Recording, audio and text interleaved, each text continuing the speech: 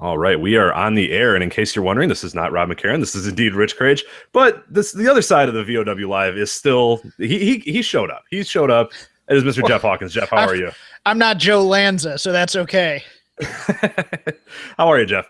I'm doing great. Had a great night of wrestling, and I'm excited to talk about which is a change from Raw and SmackDown. Yeah, I feel terrible for you guys. Like just having to watch that. I mean, I do watch it, but like not like we'll on the Voice of Wrestling flagship, like we'll cover Raw a little bit if something big happens, or we'll cover, but like to have to sit and like actually think about what you're watching, like that has just become such a grind. And we're like a month into the brand split, and it's already that like.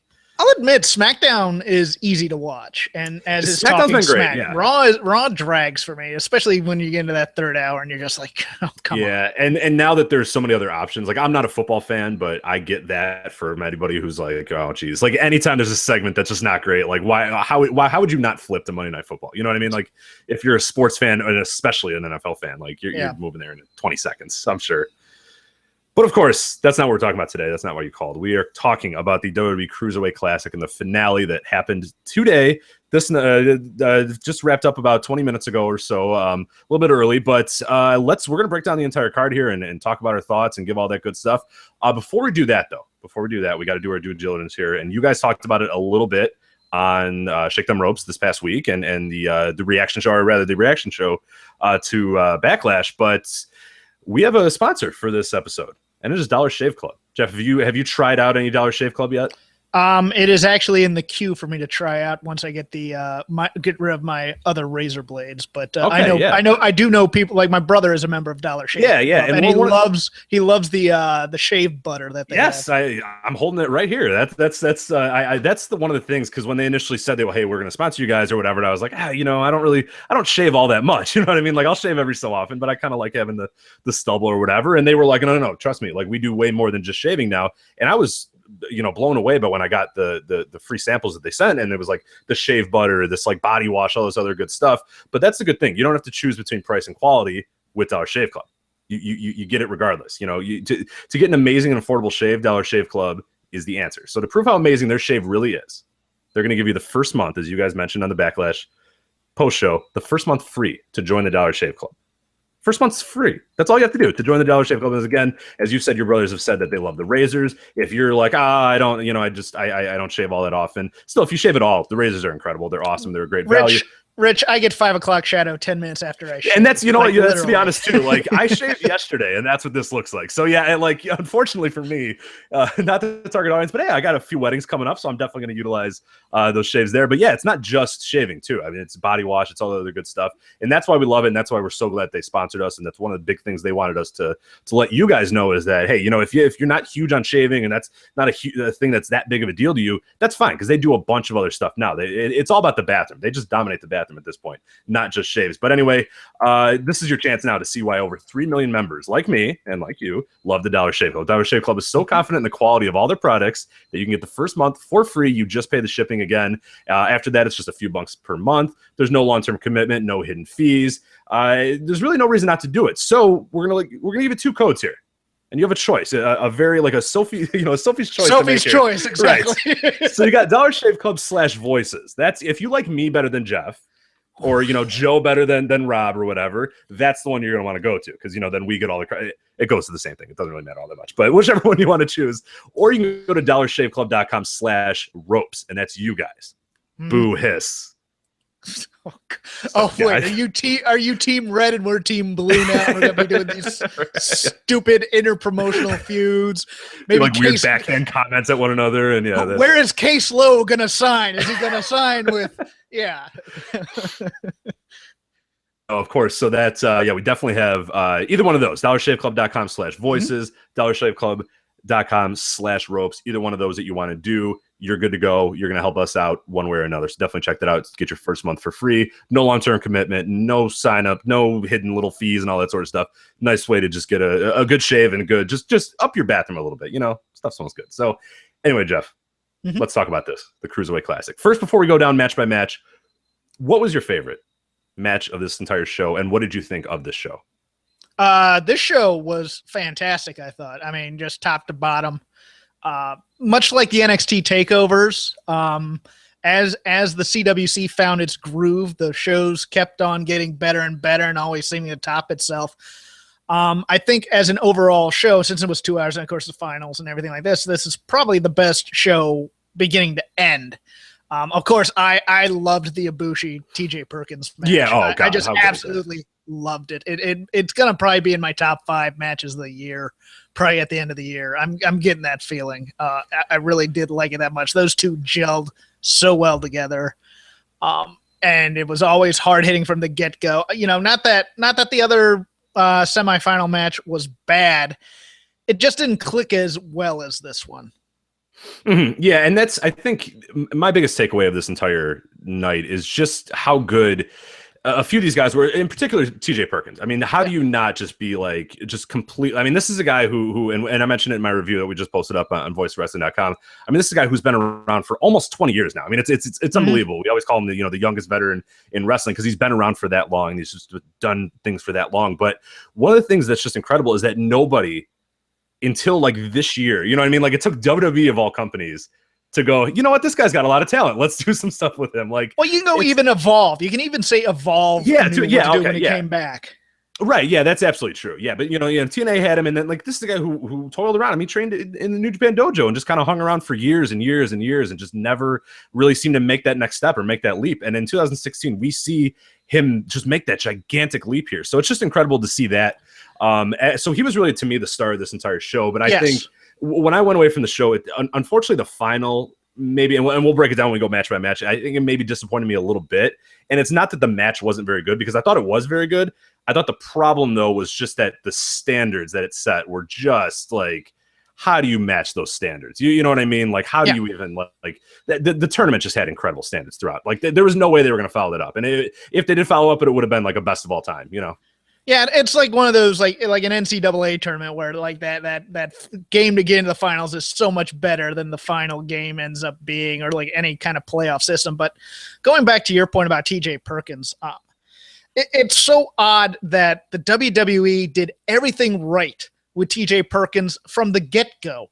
From everything from the Cruiserweight Classic pre-show, where they're doing all these videos to introduce him, where they give him this little bit of a swagger there, where you don't know if he's going to be the jerk TJ Perkins or not, but they kind of give him a mini redemption story, so to speak, as he gets more humble.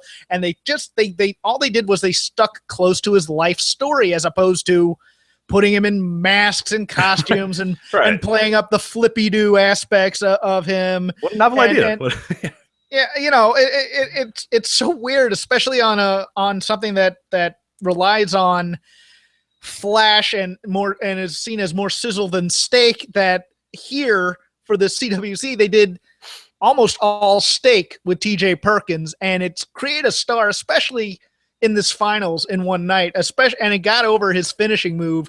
Great, that knee bar is going to be people are going to pop. How over was that after today? I mean, that thing was just that in one night they got that move like next level over. It's crazy. And not only that, I mean, TJ Perkins is an LA kid, and so he's always the guy, second or third match on any indie here in Los Angeles, that's seen as a high flyer and kind of, he's there. He's athletic, he's talented, but he's just kind of there. And here, he has a personality, he has a character, he has some depth to him, which is, again, amazing, given that this is the WWE giving guys depth. Now, whether or not this carries over to the main roster when he goes up there and how much they take care and concern about it, that's another thing. But for right now, I'm just going to kind of enjoy this here. And it's, it's great for him because he's been around for so long. Yeah.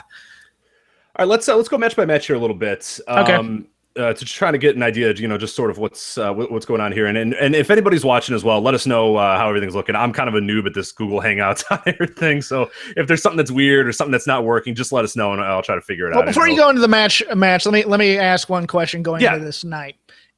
Was to you TJ Perkins the right call out of these four? Was that going to be your kind of choice to headline a division once it goes up to Raw? We talked about this a little bit on the flagship. There's a question there of like, what is the goal of this thing? What do you want out of this tournament? What do you want out of what was the main goal of this? And then we quickly found out, or at least we knew pretty quickly, that this was to build this division, to build the cruiserweight division on Raw. So build that, do that. Like, they didn't want just this to be a showcase. It worked as that way too. It worked as like a global showcase. It worked as a way for, millions of people to see, these different guys from across the world, see new guys they might not have heard of. But more than anything was to build that division. I mean, that is the end goal here. So when you look at it and you look at the guys that were here, at least in this Final Four, you look at, two of the guys said, yeah, I'll sign. I'll go on Raw. They both won. Then there was two guys that said, I'm not sure about signing, and they lost. So it was like, from that standpoint, I get it. Like, it absolutely made sense that either Perkins or Metalik would be the ones to move on and be the ones to win it. I picked Metalik on the Flash show because I thought he's so dynamic and so, like, that's a guy that, like, you really just can show, and he just looks and feels different than anything else on that product right now. Even more different than Kalisto and those sort of guys, but especially like on Raw with that division, him as kind of the figurehead of that, I thought would be great because he's got dynamic high flying, he's got the the cool mask, the cool look, all that other stuff. But then, the more I thought about it, I said, they're going to want a guy that cuts promo. You know what I mean? Like, they want that promo of, they need a guy with personality who can speak right. English. And for as great as Sabre Jr. is to a lot of people, that charisma that he shows on the indies didn't really come out here all that much. No, it never really did. On this show. So to me, out of the four guys, it seemed kind of obvious to me that Perkins should be the choice to at least start this. To give, he has a bit of swagger to him. He can speak English. He can cut promos. He can be a face or a heel. And he's not going to just be like, say, Neville when he gets up there, just doing, great moves that eventually people will go, okay, what else is there here? And of course, Vince likes personality, and he cares about that a bit more, I think, than actual wrestling talent. Yeah, and another aspect too of Perkins, and it was a point we had all night. We were talking about, and people on Twitter were jumping on with that too. Is that's a guy that you can put in the ring against anybody to work any style anywhere, and it's almost like you know what you're going to get out of him. Like, you're never going to get like, oh geez, Perkins just absolutely laid an egg here. You know what I mean? Like, in that match alone, I think the Ibushi match was a perfect example of that. Is at one point he's doing, the high flying stuff when Ibushi's high flying. He goes, okay, yeah, I can fly. Then Ibushi starts getting into the strikes, and Perkins says, okay, well, I can do the strikes. And then at the end, then he does the submissions, and that's how he wins. And that's the awesome part about Perkins, and that's why I love him. It's just that he can do all those different things. So I get that as a part of this division that you're trying to get going. This is a guy who, while people are trying to kind of find their footing or whatever, if he's your figurehead of that division, like, everything becomes a little bit easier. You know what I mean? Like, because you have that guy that if he's against Cedric, if he's against, whoever, it doesn't matter who he's Gallagher, against. all those guys. And there's not everybody's like going to be these like awesome veterans off the bat. I mean, we're talking about Perkins, who's wrestled for 20 years, nearly 20 years, Cedric, who's awesome or whatever. But yeah, you're going to have guys like Gallagher who are, still a little rough around the edges, but you can put them in the ring with Perkins and know for a fact that they're going to give you something reliable. Whereas Metalik, and we saw that a little bit with the Sabre match, and I don't know if you caught this. We'll talk about it when we kind of talk about this match, which I guess if you want, we can just go into that match because I guess it's part of something that I wanted to talk about. Was the opening round, was the Metalik and Sabre Jr., of course, Metalik winning and moving on. Well, I like the match. There seemed to be throughout, and I don't know if you noticed this, so I'll ask you, like an awkwardness where those two just seemed like they had no communication between one another. Like, Sabre didn't know what Metalik was going to do. Metalik didn't know what he was supposed to do. And it wasn't like, Metalik was fighting through these submissions. It was more like Metalik had no idea what Sabre wanted to do, and Sabre wasn't quite sure what Metalik was going to do. So I don't know if you noticed that either, but I noticed it a lot. Oh, no, I noticed it quite a bit. And I was starting to think it might be a language barrier. So, and so it made me think, well, thank God we didn't get Metalik and Ibushi in the finals there, because neither would understand the other, and it might just be a disaster. The one takeaway I took from this match that really stood out for me, and I tweeted at the Voices account about this, was that they didn't really give Sabre Jr. an extended offense spot in this match to have him do like his small joint manipulation that he likes to do. In the early matches, like against Gulak, and I forget his first round opponent, but he had those extended sequences where he'd go from body part to body part, doing arm bars and twisting fingers and other things like that, kind of to show off the little, as I like to call his Bugs Bunny offense, where he's kind of just showing off for people. He didn't get any of that today, and it's interesting to me, that part. I guess they just didn't see a point in it, in that he's not staying. but it also played into the story they told in that, I loved that opening sequence where Metalik just went at it after Sabre Jr. Mm-hmm. It just seems like Zach could never get his bearings in the match, which was the story they were telling.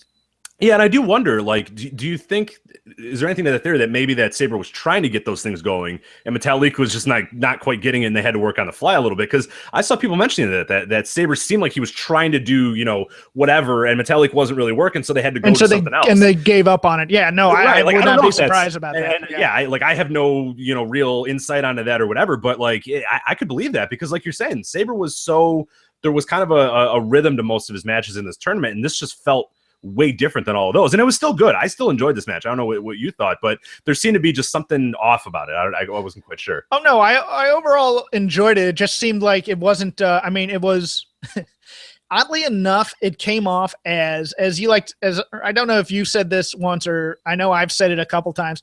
I like having things that feel like a fight be a little rough around the edges. Mm-hmm. It felt a little bit like that in the transitions, like they were actually trying to battle and one-up each other. So it wasn't smooth choreography that you might expect out of the usual Sabre Jr. match, which is fine by me. I don't always need that.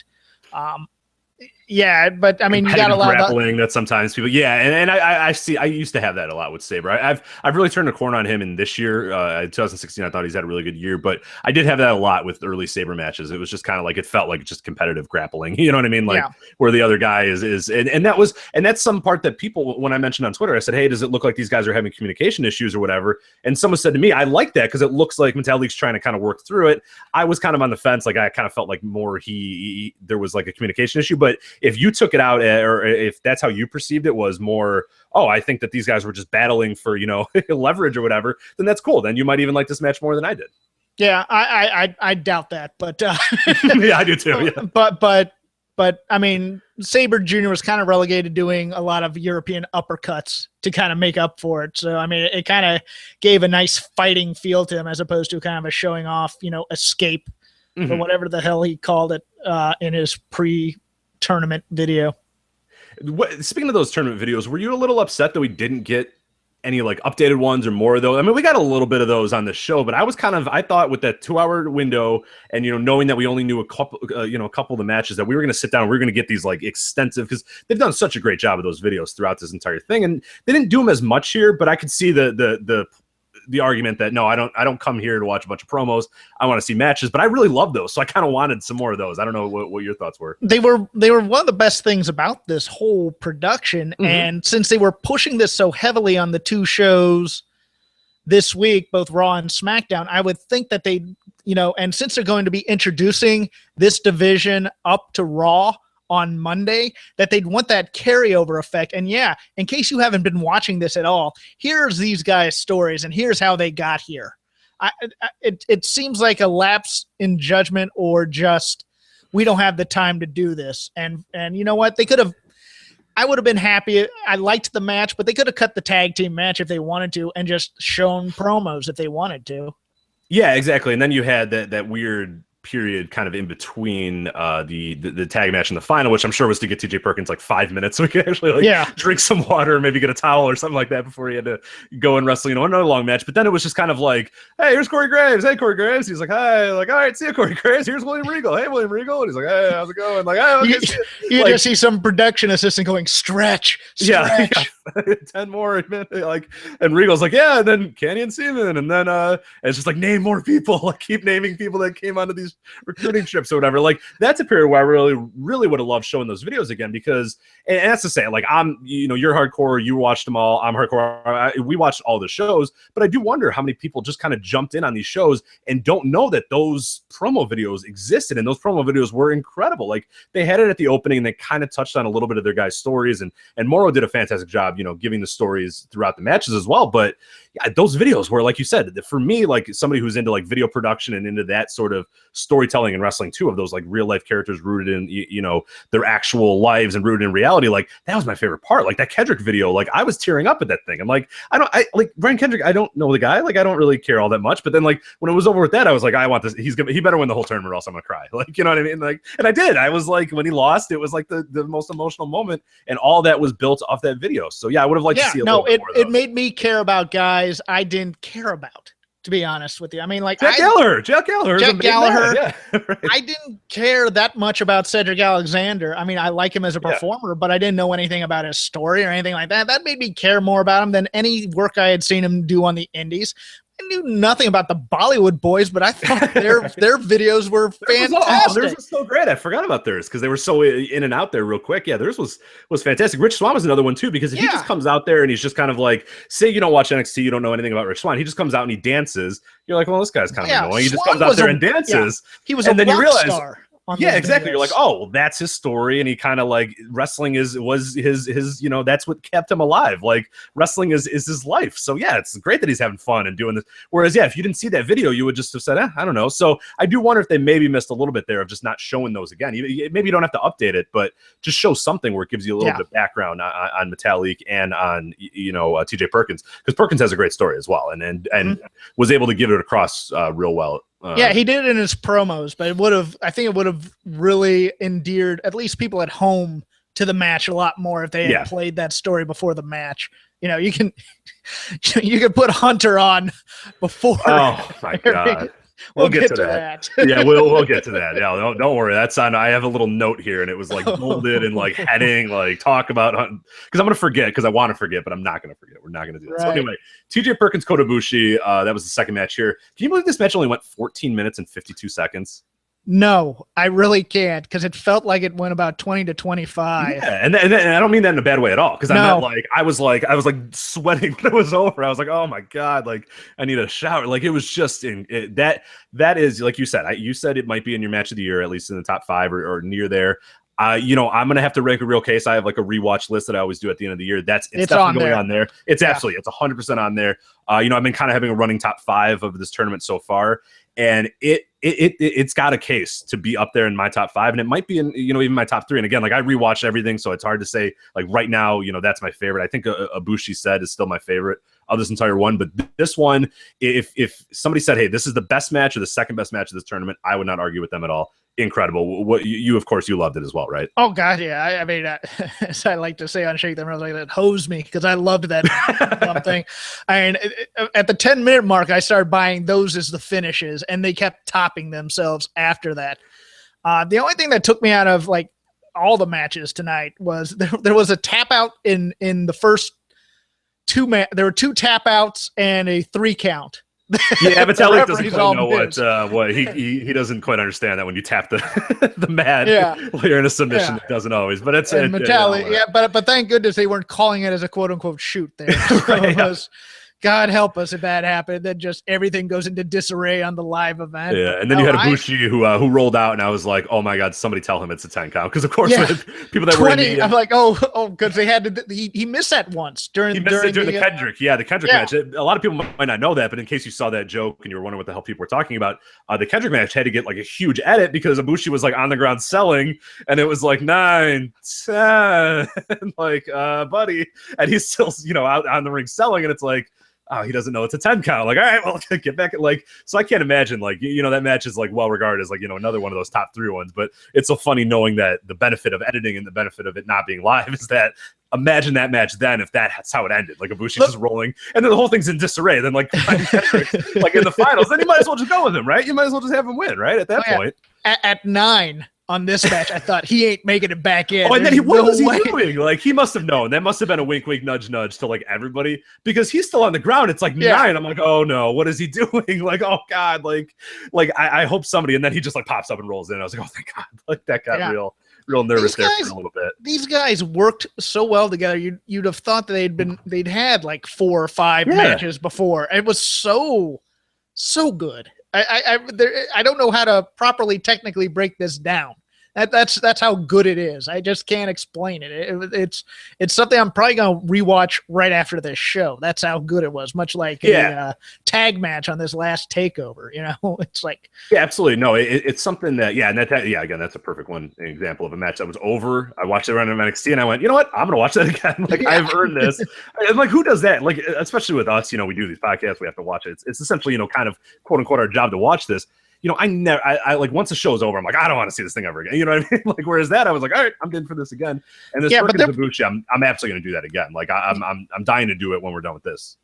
Yeah, there were little things here, like especially in the beginning. I liked the move of Kota trying to hit those kicks and TJ Perkins blocking them. Yeah, little subtle stuff. Yeah, just a real little subtle thing and this match was filled with kind of subtle stuff, which is not, not always, Kota Ibushi's, best thing. I mean, he's very much like a loud, out there, jump off the page type wrestler or whatever. But I thought he did a lot of stuff here. And Perkins just, I thought, Ibushi was great in this match, but I thought this was Perkins's like the best I've ever seen of him. I just thought he was next level here, like all time great, all time good here. Again, like I mentioned at the top of the show, the fact that he was able to adapt and the fact that this match had all those different sort of acts where you had, Ibushi coming out like a ball of fire, at the beginning and doing a lot of the high flying or whatever, but then Perkins just kind of having that little bit, where he blocks the kick and does that sort of stuff. And then, then there's kind of Perkins kind of takes over a little bit, does some of his submission stuff, but not too much. He didn't work it in quite that way which was another smart thing too, is because they had followed Sabre and Metalik, which had been a lot of that ground game stuff, which had been a lot of those submissions. Which was shocking, which was also shocking from Metalik because he was doing a lot of submission wrestling in that match where you're just and he looked decent doing that. Yeah, and he looked pretty decent doing it, but I liked that Perkins said, okay, I can do that style, and that's something that maybe I should in the context of a story against a Kota Ibushi. That would make sense that I would, work his leg over, and that would be, kind of the thing is it. But he worked the leg over, but did it in a way that wasn't so much like, I'm just going to pound your leg into the mat, I'm going to put you in submissions, and slowly, like, he didn't do that because he knew that match prior had so much of that same style stuff. So Perkins then found different ways to sort of attack the leg and to get after it. And then like the finish as well, which is incredible. I mean, that we mentioned at the top again, that leg lock is just like the most over move in wrestling. And the fact that he was able to work it, and then hit it, and the crowd just goes nuts.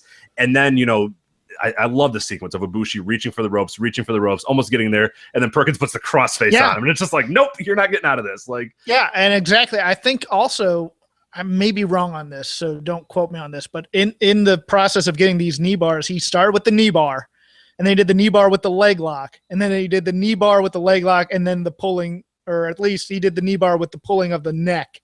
And he just kept heightening it there to make it that much more brutal. And it was finally the neck. Yeah, no, that ending sequence where he's reaching out and then you just see Perkins kind of pop up and great camera work. That was such a great camera shot where you got to make that comes shot. from behind. Oh, that was phenomenal. Good on you got to nail that shot too. Yeah, you got to nail that camera shot to make it really work. And one thing I really like too is that even after that, even when Perkins puts in the crossface and like Ibushi has no choice, he doesn't immediately tap, and I love that aspect. I love matches like that. That's one of my favorite things about like a submission finish is like when the guys just really let it, like that guy's like, can I through his head he's thinking, okay, how do I get out of this? How do I get out of this? There's got to be a way, and then just goes, damn it, and then just like that's what we got with Ibushi, where he's like, shit, I didn't think he was going to do this to me.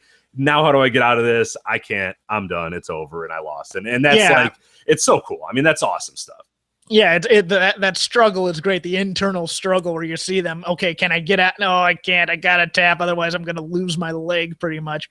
The quick tap out thing always bothers me because they never explain that, well, no, I was just living to fight another day. That's why I tapped out real quick or anything to that effect. They just, I tapped out because there was instant pain. It's like if you watch UFC and the guy just gets the arm under there, the guy just starts tapping. You're just like, oh, come on. But no, everything about this, man, I absolutely loved it. Well, that's why you love CM Punk's UFC fight, because he stayed in there. He was like, I'm not gonna tap. Like this guy, like poor, like he's just like killing him. Like Mickey Gall, he's like turning purple. He's like, come on, man, tap out. Like I got you, you're done. Like just tap. And, like you want to get punched again? I'll do it. Like I'm trying not to kill you here, buddy. Like you're terrible, and I'm trying not to kill you. So just like tap already. And like he wouldn't do it, and the refs wouldn't call it either, because like you could have. And that's not to do an aside, but I love that because like you could have called that fight in like 5 seconds. Like that after that first punch that Gall had him on his, it was like that's it. And then like the ref's like, all right, I'll see what could happen here. And then Gall just has him in like a rear naked choke for 2 minutes, and it's like, would you just tap, man? Come on. And then it's like, all right, fine, all right. Like, let's get out of here. But anyway, we'll move on back to the wrestling. DIY, Johnny Gargano, Ciampa defeating Cedric Alexander and Norm Dar. What do you think of the Cedric Alexander Norm Dar team? What do those two have in common? My first question was, why isn't Rich Swann in this position to be with him? But I know they're putting Dar on the main roster, which is it seems one of these things is not like the others. I'll just put it that way. And as I like to say, 3 of these 4 guys really entertained me. I like Noam Dar.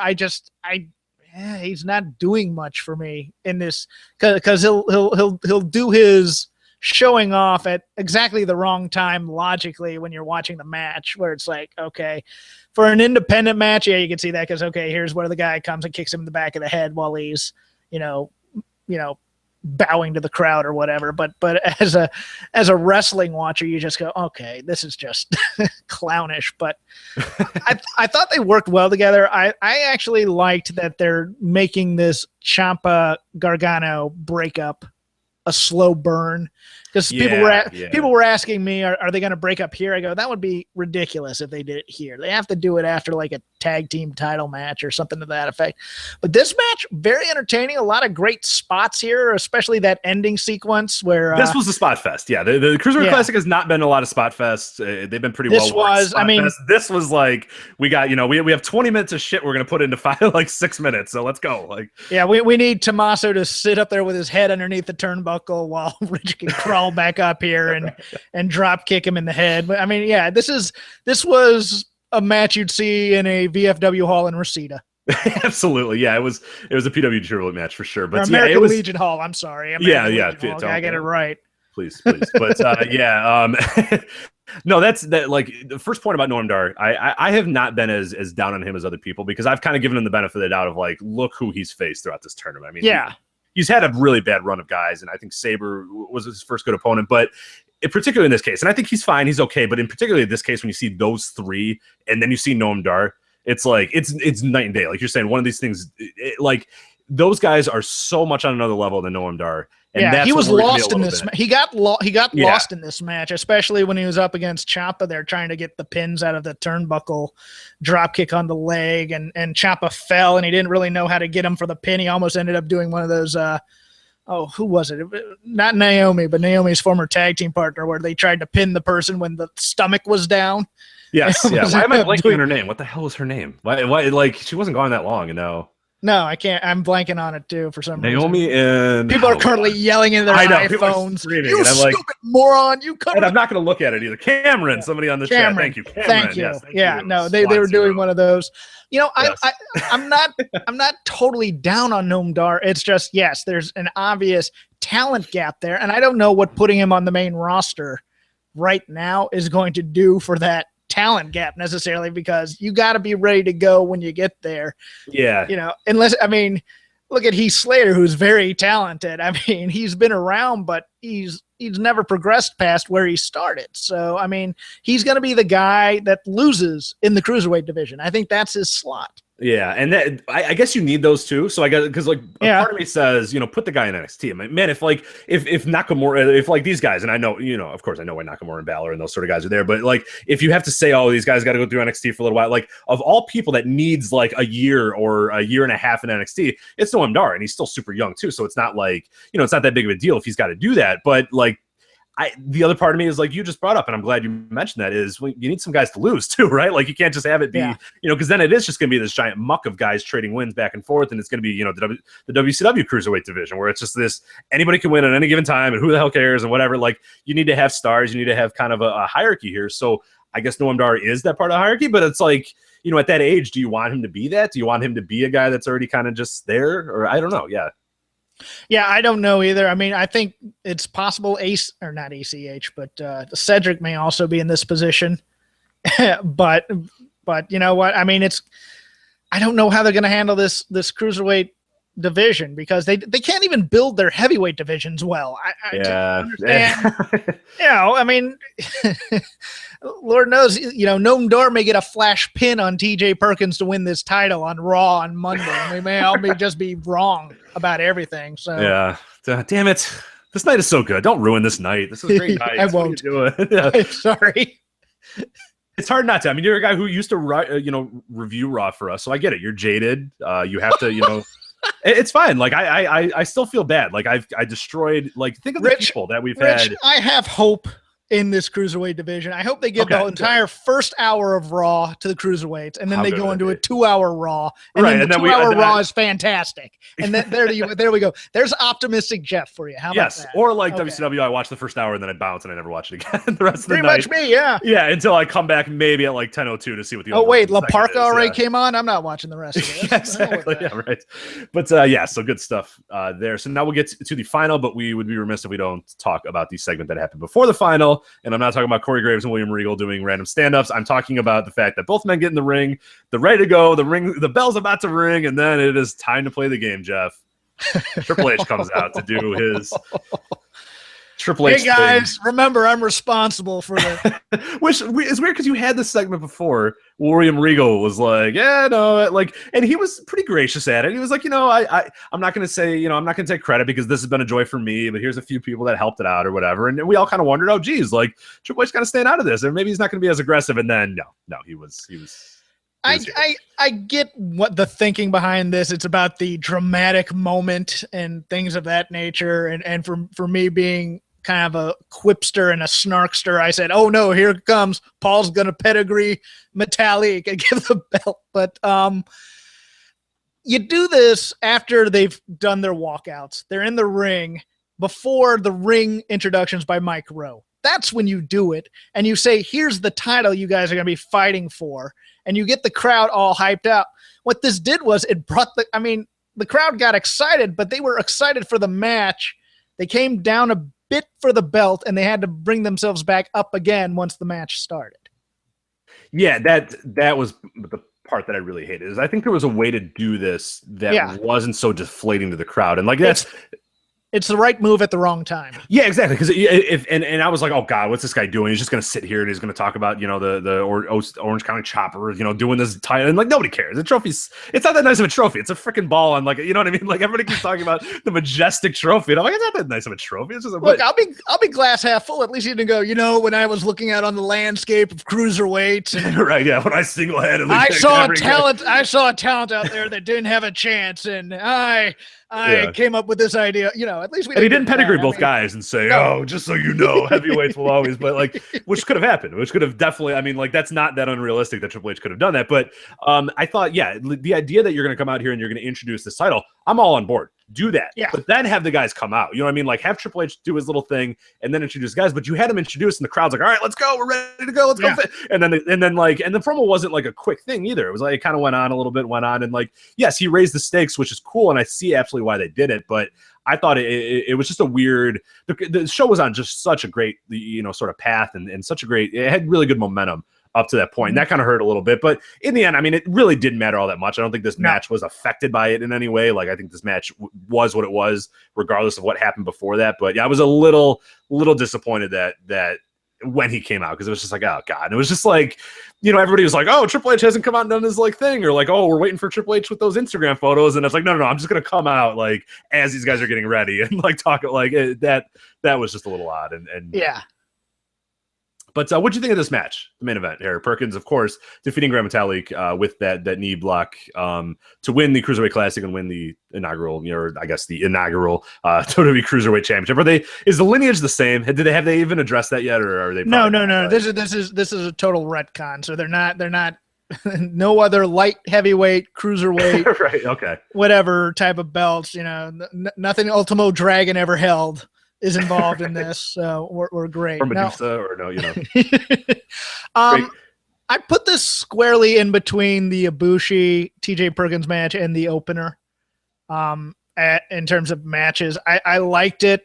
I'm glad TJ Perkins didn't seem to gas out at the end here. There were a few communication problems, it seemed, but I liked the story of it. And again, it was getting over the knee bar, which is awesome. I like that. I like that it's not, his finisher isn't going to be a flippy dive type thing that they're just going to end up ostracizing him about. The one thing that kept going through my mind was there was a Miz-like catch of Metalik by TJ Perkins I felt really bad about 3/4 away through this match. I just went, oh, I hope he's okay. You get that every time. Not to jump back, but you get that every time with that triangle moonsault that Ibushi does. The one where every time people catch him with their like wrist. I don't know why they're like so nervous about it. Maybe because it happens so fast and like Ibushi's so out of. I don't know if it's Ibushi being out of control or him not. Well, like, this one Metalik just landed flat on his back. Yeah, that he didn't even hit anything. And you're just like, ooh. Yeah, that was a Miz one for sure. Where it's just like, ooh, nope, don't want to get hit. Like, and you can just see him going, sorry about that. And you can see him kind of cringe through the mask a little bit too. Like, ooh, that hurt a little. Like, let's take a few minutes here. Let's just kind of. Yeah, I enjoyed the spot where they started chanting, "This is awesome," and you could tell. I mean, they'd been having a really great match, and I don't mind this occasionally. TJ kind of corpsing a little on the ground there while he's trying to recover. He's like, "Yeah, I'm having a real good match here. This is nice." But no, I have no major complaints about this. It seemed to be a little clunky at times, but I excuse it because it seemed like a fight in a clash of styles. So I was more than happy with it. I thought both men did well for themselves. I thought Metalik selling the leg throughout made a much more compelling story than your average indie match where they seem to forget the leg until it's necessary to remember to sell the leg. But he was selling that throughout. They teased a lot of big spots here that was great. And as opposed to like the kickouts of the finishers every time, this kind of told more of a straight ahead story. Absolutely. Yeah. And that's what I thought in my review. I sort of mentioned that this felt less like what we've seen with the Cruiserweight Classic, which has been a little bit faster pace, quick pace sort of matches, and felt more like a kind of a WWE style main event where it was just sort of like, let's build, let's keep it low. Let's not go crazy. And then we'll kind of build to a certain level. I do wonder though, if they got to that level that they were really trying to get to. I do wonder if that was maybe missing a little bit, because I thought everything building up to that was great. It was like, all right, here we go. We're getting slowly but surely you're starting to get in the match a little bit more. And then it just kind of seemed to end a little bit quicker than I thought. I don't know. And I don't want finisher spamming. Like, I don't need that every single time, but I thought something a little bit more, maybe a little bit more of Grand Metalik looking like he might win. For me, and maybe it was just because I sort of thought Perkins was going to win, but I never at any point thought that Metalik had to win at all. I don't know if you got that either. No, I agree with that critique of it, especially. Yeah, and they never teased that Metalik was in a position that he had TJ Perkins wounded enough to pin him necessarily. I mean, he did, he did a move and he crawled over, put the arm over him, but you never thought that was going to be the finish right there.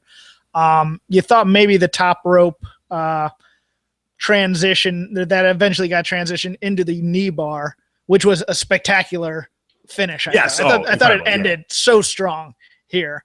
You thought maybe if he hit that, then that's the finisher, because there's no way you can kick out of that. But other than that, yeah, no, I agree with your assessment. You never really bought into the fact that Metalik was ever going to win this match. Yeah, and you know what? To be fair, that might have been what they were going for. They might have been like, hey, let's we're gonna build TJ to be the star of this division. I mean, that could have been it. Like, you know what I mean? I have no problem with that whatsoever. Yeah, and I'm fine with that too. If that's what the goal was, and looking beyond just a simple like, oh, I'm rating stars, I'm doing the star rating or whatever. Like, if that's your goal, is like, hey, let's make Perkins the star of this division. You did it here, because when he locked in that submission, the crowd went nuts. And they're a guy that they've been kind of uneven with him the entire time. I mean, there's a lot of people that like, and I don't know if they follow him on Twitter and like the NBA, which would make them probably hate TJ Perkins a little bit. If you're a LeBron James fan or a smart basketball fan, you might not like TJ Perkins because he has terrible NBA thoughts. But like, there's other things too that he like. He's not the most. He gets himself in some trouble on Twitter as well. There's some stuff that he says that people don't agree. So I wonder if a little bit of that was kind of trickling in, and the fact that like everybody else in this tournament had sort of I don't know, they were a little bit more colorful. They were a little bit more like internet darling guys, a lot of them, but where Perkins really isn't. Perkins just kind of flies under that radar. So fans weren't like as into him as they were. Like, he was almost, I wouldn't say a heel, but he was like one of the last remaining guys that everybody wasn't just like, we love this guy, undoubtedly he's our favorite ever. You know what I mean? Like, everybody else that was left in that tournament was almost like, we absolutely love these guys. Where Perkins had to kind of win them over a little bit, and he did it. When the end of that match happened, when he, like you said, he hit that leg, or he got Metalik in that leg lock, and Metalik is fighting, and then can't do it. The crowd just went nuts. They went absolutely insane for him. And it wasn't just when the tap out happened. It's when they locked in that finisher, which again is awesome. That in that night, he got that finisher over. Like, he locked it in, and it was like death. He's done. It's over. It's done. And the crowd is pumped before Metalik even taps. And I think that's a really awesome thing to do in one night, where they really almost made that finisher into a real deal. Yeah, for this crowd, I think they were thinking either Sabre or Ibushi was going to be in this final one way or another.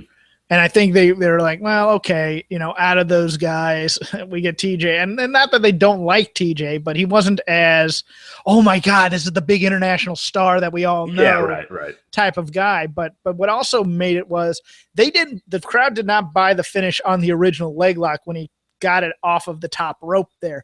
When they bought it was when he did the leg lock behind it. And then they're like, oh, now it's on. And that was great too in that on that part of it. That was really, really a nice moment and a nice moment to end the match.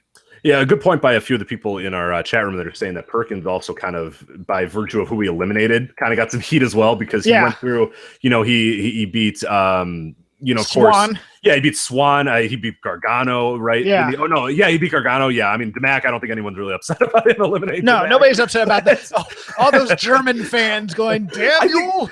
I think even the German fans were like, yeah, that's all right. Like, I remember, I think even Striga and other people that, the famed, German fans that we talked to or interacted with were like, nah, DeMac's not really good. Like, he was kind of warning people. I remember he was like, no, we have better guys in Germany. Like, we don't know. Like, he's not very good. And then, everyone's like, this guy sucks. He's like, I told you, I know. It's not, we're better. We have WXW. It's a great promotion. Go watch that. But yeah, he beat three darlings on the way. Yeah, right. Gargano, Swan, who had been really built up, and the crowd had really fallen in love behind him. I'm kind of surprised he didn't call an audible on that one. And then of course Ibushi. I could see them going, why are they pushing this guy? Especially the more in tune fans, so to speak, especially Full Sail. Exactly. Yeah. So I always sense that, but when it was over, I mean, he was just as big of a star as any of these other guys too. Yeah. And a perfect guy to carry the mantle on Raw and be that cruiserweight champion. And again, we saw, he cut that promo afterward. And I think that's such an important thing to WWE that I think maybe we lost sight a little bit when we were discussing who could win this thing. And I agree. I got kind of caught up in it. How cool would it be Ibushi? How cool would it be, Grand Metalik or whatever? But at the end of the day, it's still WWE and they still want that guy that can get in the ring and cut that promo like that. You know what I mean? That promo was schmaltzy. Don't get me wrong.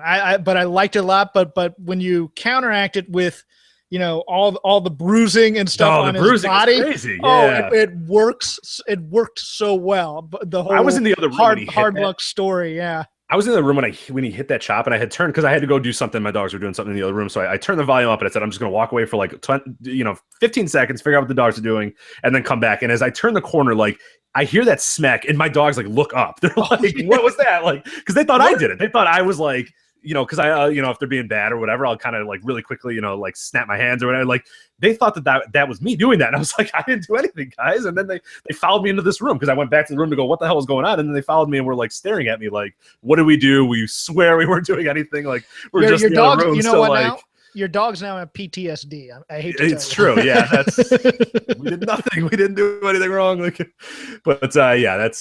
good stuff. So anyway, kind of let's give a wrap up on this tournament because I think, we talked about all the matches here, talked about how great this night was. Let's talk about this tournament in general because there was some discussion going on about, Observer Awards and whether it belongs for best weekly TV show or whatever. That's kind of a weird argument that I don't know. I'll just vote for whatever. And if Dave counts it, he counts it. If he doesn't, he doesn't. I don't make a big deal about that. But people were asking Dave, does this finale count as a show of the year? And he said, yes. Is it in contention for that? I think it's in contention. I don't know if it was top to bottom as solid as other shows right now. And we still have a few months to go here, especially, that takeover in Toronto is shaping up to be something really, really great as well. The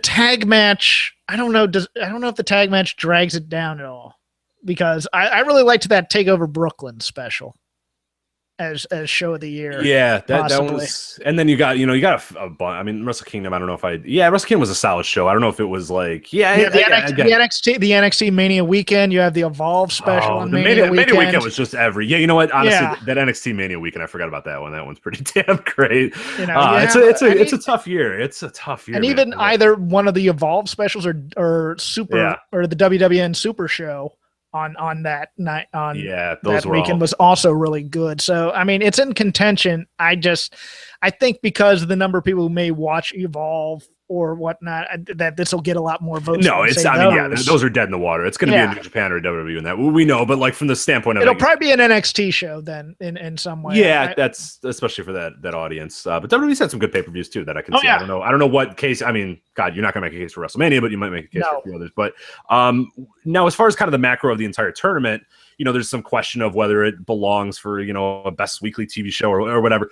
Where do you rank this as far as a tournament, as far as a TV show, as far as a series? Like, that's the problem. It's kind of ambiguous in terms of what they're going to call it and what it sort of pocket it fits in. But what do you think of the entire thing? I think it should be considered. It should be considered a TV show, much like a limited series. I agree. For like other channels. I mean, it's just it's a mini series, right? Even like an FX show, which only does 12 or 13 episodes for a season, something like that. Those get considered for episodic TV shows at the Emmys. So why not this? That flummoxed me when Dave said this wasn't eligible for best weekly TV show. I was like, what are you talking about? It doesn't. I mean, it started July 20th, and what now? It's 2.5 months. Yeah, like that's more than enough time. Like I don't have the episode count in front of me.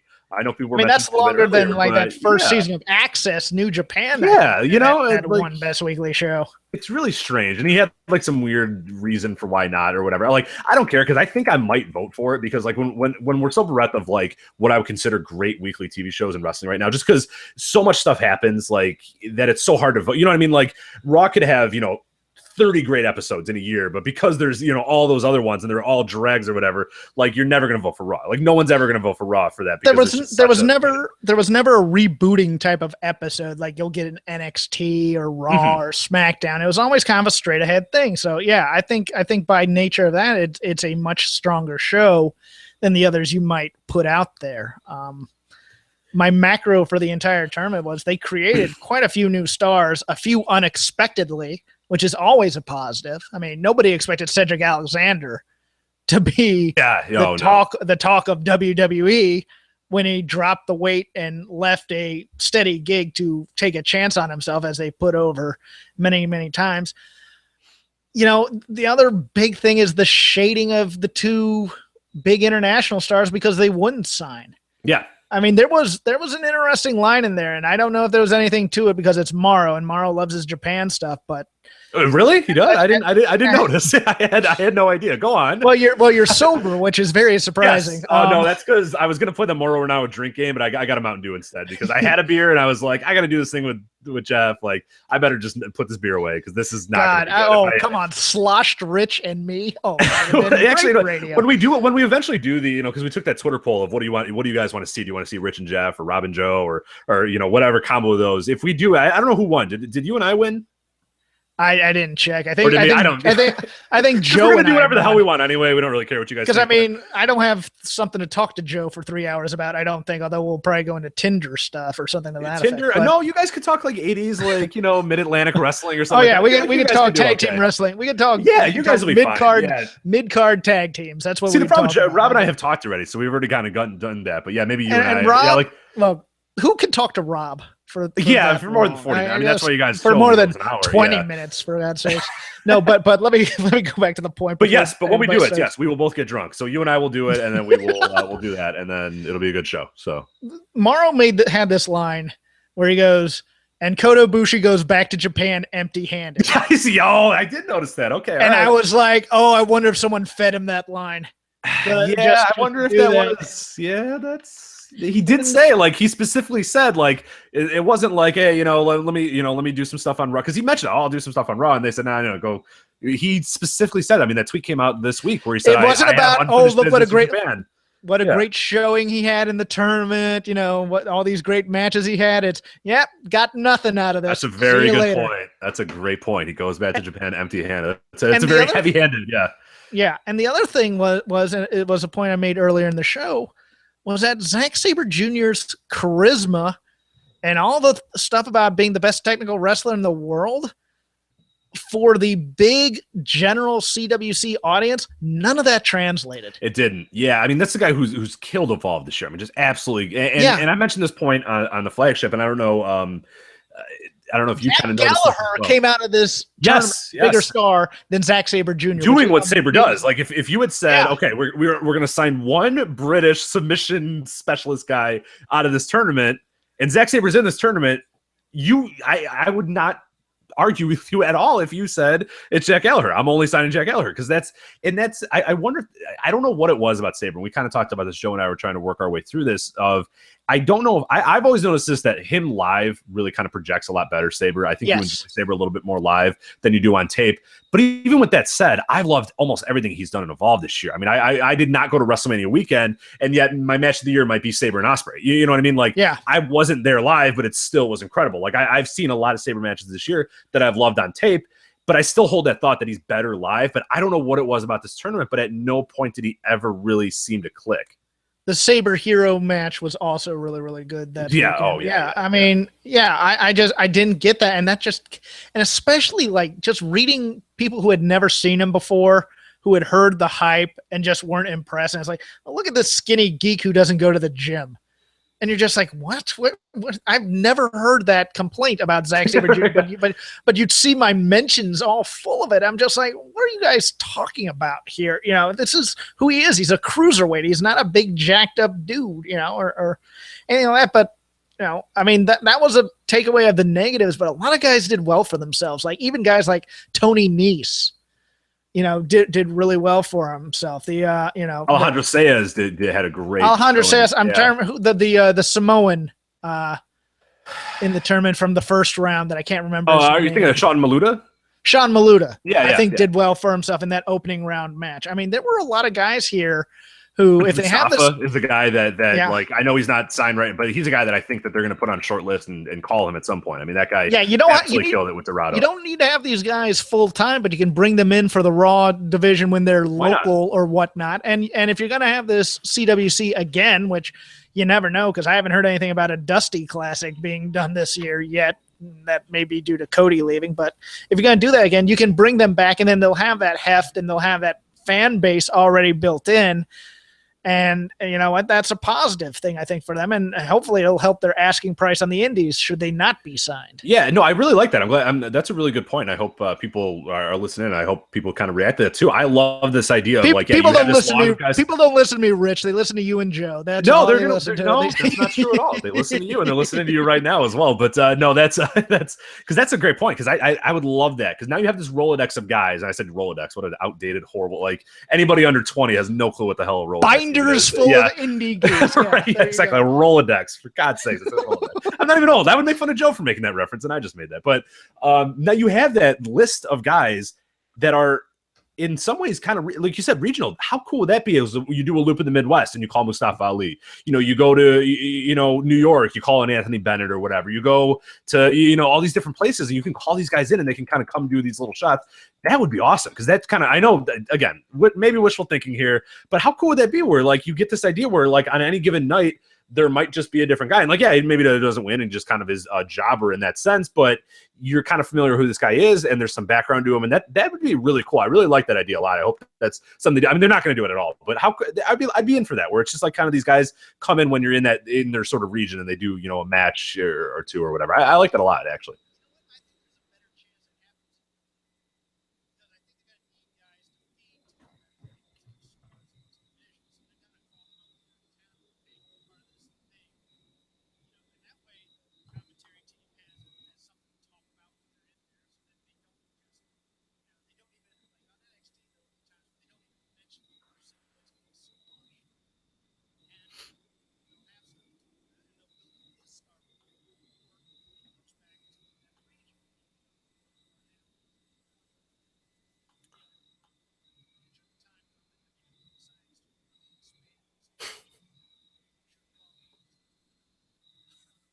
All right, Jeff, you are very low, your mic. I don't know what happened here. I don't know if anybody else can hear you, or if it's just me. I don't know. Yeah, okay, so everybody else is saying it too. Yeah, so sorry, I cannot hear. I don't know what happened. You're very low. I'm trying to adjust your stuff here. What a someone told you to stop eating Rob's hat and speak. That's good. I have no idea what happened. Yeah, you got like this buzzy audio. No, now see, I told you, I said that people were going to listen to you, and then you do this, and now no one's going to listen because they literally can't listen to you, Jeff.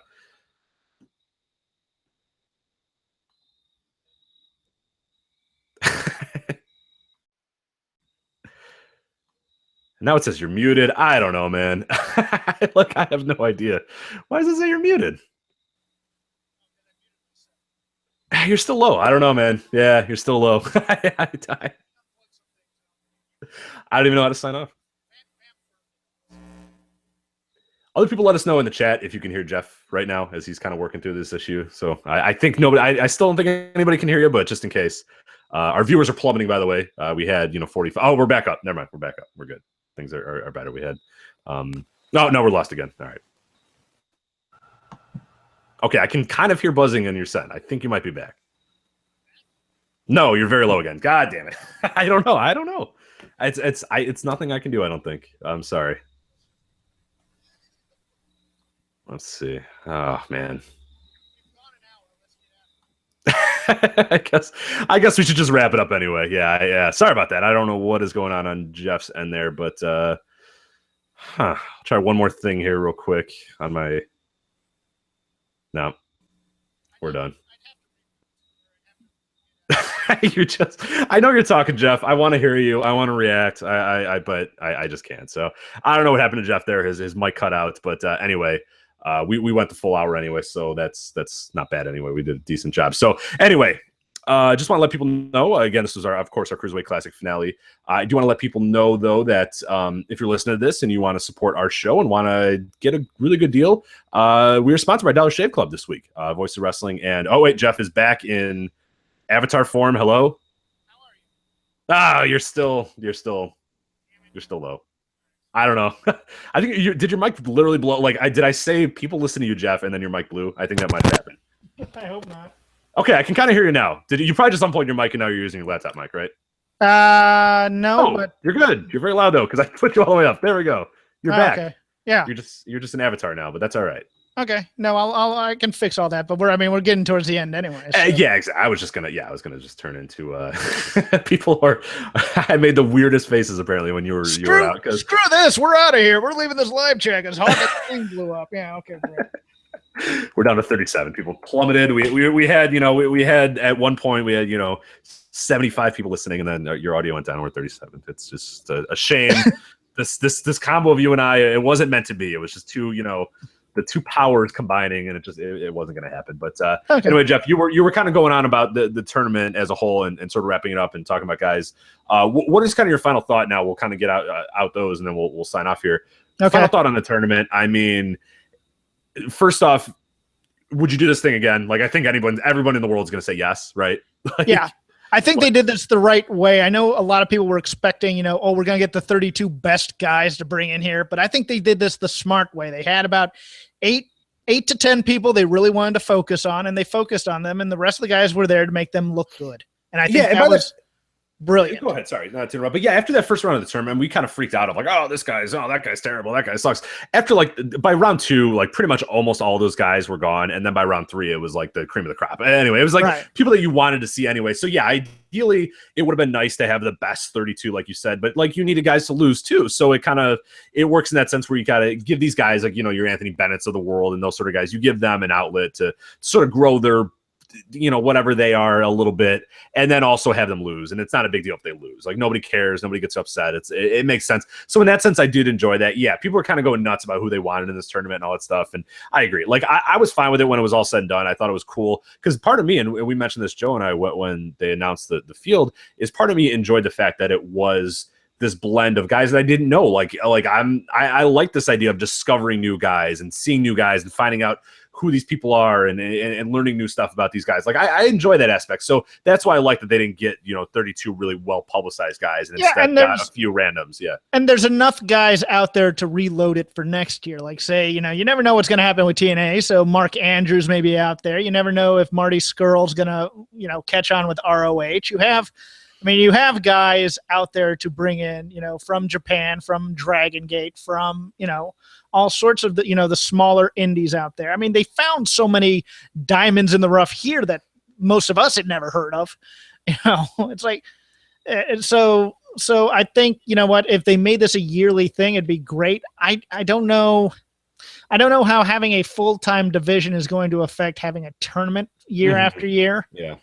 Especially when you're trying to build up, like you're going to take some of these guys like Swan and build them up on NXT. And, you know, I don't know if Oney Lorcan counts as a cruiserweight here, but, you know, those types of guys. He was in a non-qualifying match, wasn't he? Okay, yeah. So maybe, I guess they are kind of slotting him in that division. So I guess that's his fate, unfortunately, or for better or for worse with that. Yeah, I do wonder about another, you know what I mean? Like, it's just, part of me feels like this is a one-time deal. Like, I would of course do it again. Like, I love this thing. It's everything that I love about pro wrestling. And that's really kind of what I wanted to wrap up with on my sense. And I'll let you kind of give your final thoughts as well about it. But this is everything that I want out of pro wrestling. What I got in this Cruiserweight Classic. This is every single thing that I look for and I love and I want. It's like, there wasn't bullshit. There wasn't interference. There wasn't like overtly evil heels just being dastardly or whatever. Like, you had guys that sort of emerged as heels. Like, you know, you had, we mentioned TJ Perkins sort of by virtue of eliminating guys that people liked kind of became a little bit of a heel in that, you know, in the smallest of sense, where you had other guys as well that kind of, you know, Arya Davari, because he faced a whole lot and was kind of a jerk about it, he kind of became a heel, but it wasn't like overt, like, I am evil and I'm like, you know what I mean? Like, it was just subtle stuff. Like, these guys wanted to win. Like, everybody's goal was to win. And that's what I like too, is like, there wasn't bullshit. The goal from everybody was, I want to win, or I want to win this tournament and prove that I'm the best. That's it. Nice and simple. And it was fast-paced action and like a bunch of different characters. And the best part, again, like, and you mentioned this at the top of the show, we both mentioned it, is that everybody felt like a real person. There weren't caricatures out there. Nobody felt like, you know, everybody was rooted in reality, and everybody's little promo was like, hey, tell us your life story because your story is interesting. Like, almost everybody almost every wrestler you ever encounter has an interesting story of how they became a wrestler. Like, almost to a man, every single one of them has something that was interesting in their lives that said, yes, I want to be a wrestler. Like, almost up and down this tournament, you had those guys, like the Brian Kendrick story. Again, like, that's just such a simple story to tell. And people believe it because it's real. Like, Brian Kendrick is that man. Like, you see it in his eyes. He's not a guy playing this character. Like, you can see in his eyes, he's a man that had everything and blew it. And, you know, throughout this tournament, that's what I just loved about those promo videos. And I love that Morrow did a great job of it. Dan O'Brien did a great job of it. And they never shied away from that. Is like, these are real human beings that have real emotions, and here's their life stories. And you can buy into these real stories or these life stories because they're real, because that's actually the guy's story. And that's modern wrestling to me. I think that's this thing that's so lost on WWE right now, is that people don't want to root for superheroes and over the top guys. Like, they want to root for guys that are humans, guys that they can relate to in real life. And you could relate to every single person in this tournament. Everybody in this tournament, it had something that you can relate to, or at least one guy had something that you attach to. If you're somebody that you know, going through a midlife crisis or whatever, Brian Kendrick's perfect for you. If you're, you know, a young and hungry or whatever, then you got this guy. You know what I mean? Like, everybody had a relatable character in this. And all it took was, tell us your life story. Tell us your life story, and we're going to record it, and that's it. And it's so simple, and it's so lost on so many wrestling promotions right now. But this is Cruiserweight, everything that I wanted out of wrestling, I found in this Cruiserweight Classic. Yeah, to get to your other point back then, Gulak and Kendrick played heels at some point during this tournament as well. Right, so you had that. I will kind of piggyback on your point. This was straight ahead sport for the most part, which made it successful. And for all the attempts the main roster makes at trying to manipulate your emotions, this tournament, out of any product I've watched in the WWE, with the exception of, you know, maybe the Sasha Bailey story in NXT, really conveyed real emotion and real feelings. I mean, especially through Daniel Bryan's color commentary when he was watching Brian Kendrick. I mean, I didn't need him to be impartial, because his passion of watching his friend go in this tournament was so great. You had the emotion during the Cedric Alexander Kota Ibushi match without them really playing up all the emotion. It was just a great, great match, and it naturally built that way, and it won Cedric Alexander a job. The emotion between TJ Perkins and Rich Swann in that match of two friends fighting each other. You know, the only thing that ever, I mean, I would take out the opening handshake. Let them earn the handshake. They can shake after the match. Okay. That's the only thing I would take out of this. Other than that, this is almost everything I want in sport. I still love promos, but those video packages, as as Les Thatcher would say, the personality profile, so to speak. They worked so well, and it kills me that the main roster doesn't do this, because they have such a great video editing department there, and they make such great videos. They could make those guys that are floundering on the main roster into stars just by telling stories that aren't in front of the live crowd, that are pre-tapes, because people will go for it.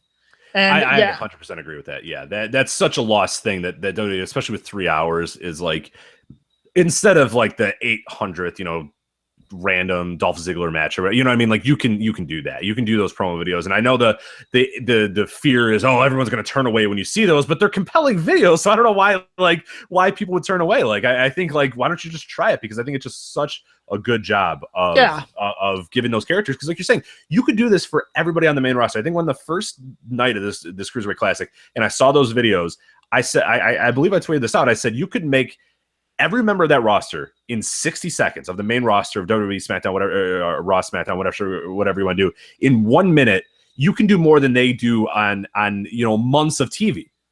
Sit the guy down, and he doesn't have to be a great promo. Just have him talk, and then edit it, and then you're good to go. You know what I mean? Like, it's so easy, and it seems like so simple, especially with, like you said, that video team is awesome, and they can intersplice clips of that guy talking, and then it's over, and then you're ready to go. Like, it's so simple, and they don't do it. That's just not how they tell their stories. And I know, and I'm not going to fight it, because it's just not how Vince tells his stories. But this proved again that it's just something that is such a money idea that they just do not utilize well enough.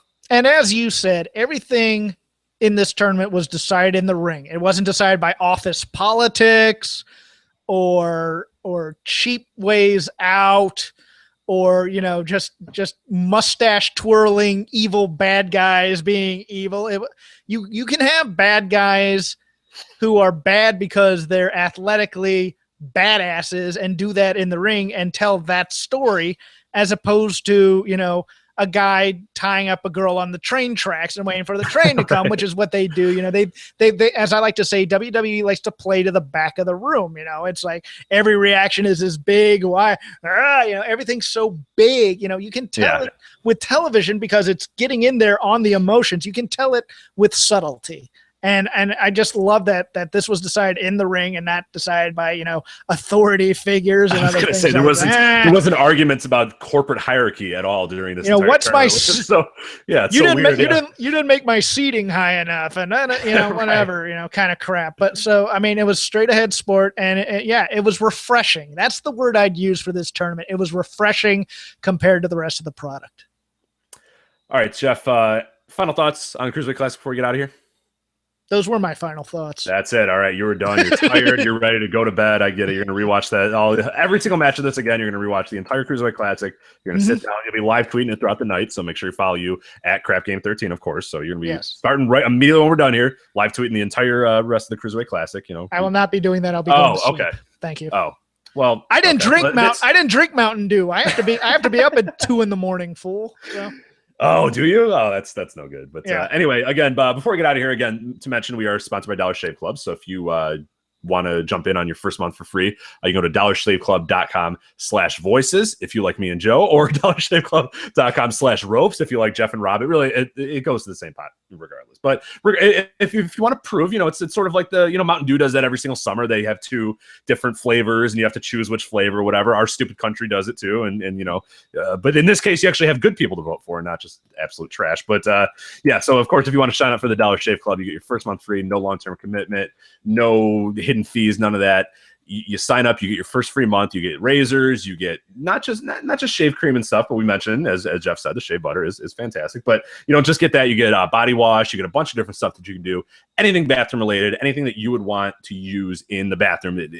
Dollar Shave Club has, and they got it for you, and they have it at great quality, great prices. Everything is there. So of course, get your free month started today. dollarshaveclub.com/voices and dollarshaveclub.com/ropes as well. Either one of those you choose, we're fine with it, because it supports us, it supports the shows, and it supports these podcasts, as well as our sponsor, Dollar Shave Club. So for Jeff Hawkins, thank you for joining me here. And of course, you'll be back regularly scheduled with Rob McCarron later this week on Shake Them Ropes.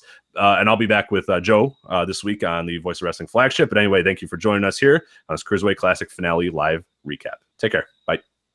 Bye.